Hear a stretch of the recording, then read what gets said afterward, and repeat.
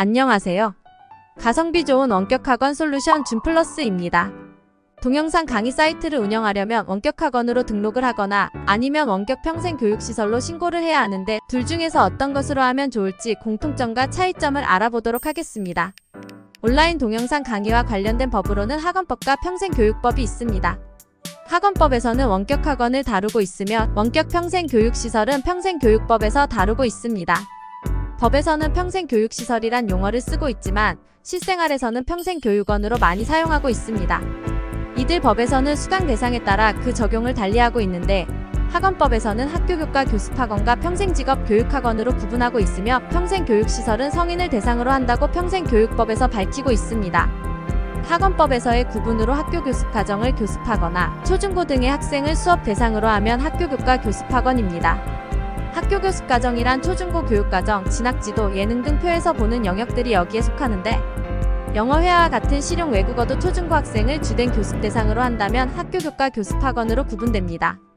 그 외 성인을 대상으로 직업기술 등을 가르치면 평생직업교육학원으로 구분됩니다. 기계, 자동차, 금속 또는 디자인, 미용 등과 같이 그 내용이 학교교습과정이 아니라면 평생직업교육학원에 해당됩니다.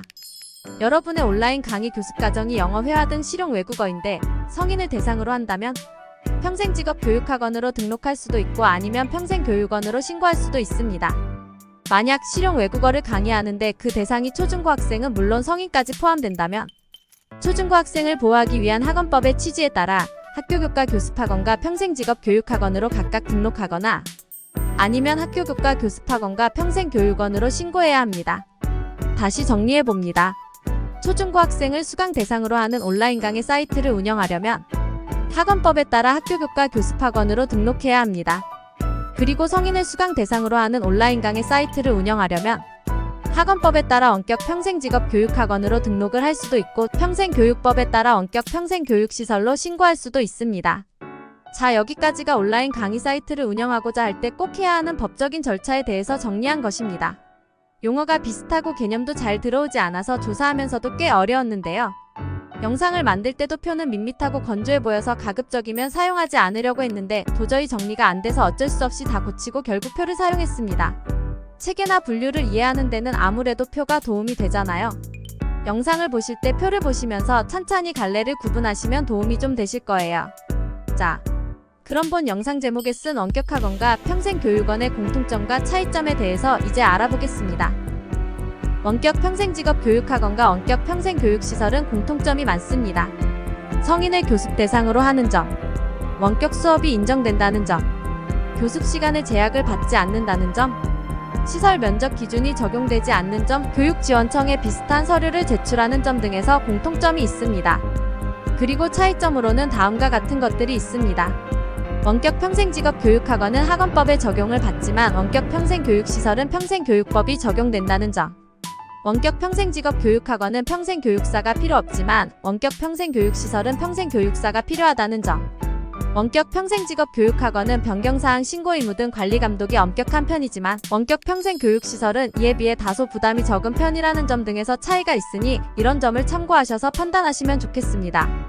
원격학원 등록 신청서는 화면과 같습니다.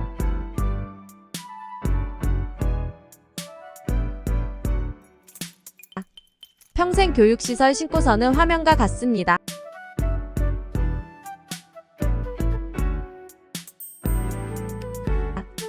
위 서류 이외에 둘 다 원격학원으로 신청하는 것이기 때문에 서버 사용 확인서와 도메인 등록 확인서도 필요합니다. 서버 사용 확인서는 홈페이지 제공업체에서 받으실 수 있으며 도메인 등록 확인서는 도메인을 구매하신 사이트에서 언제든지 내려받으실 수 있습니다. 위 서류를 접수하면 며칠 후 실사가 나오고 절차에 따라 7일에서 10일 정도면 등록증 또는 신고증을 받으실 수 있습니다. 이렇게 원격학원 등록이나 평생교육시설 신고를 하였다면 이제 사업자 등록증과 통신판매업 신고증을 추가로 완비하여 홈페이지 하단에 기재하면 온라인 강의를 하는데 필요한 적법 절차를 모두 마치게 됩니다. 한편으로 까다롭고 한편으로 번거롭기도 하지만 위와 같은 절차를 거치게 되면 부가세 면세 혜택을 받을 수 있습니다. 이상으로 온라인 강의 사이트 운영과 관련된 원격학원 및 원격 평생교육시설의 공통점과 차이점에 대해서 알아보았습니다. 내용이 마음에 드셨다면 구독과 좋아요 부탁드립니다.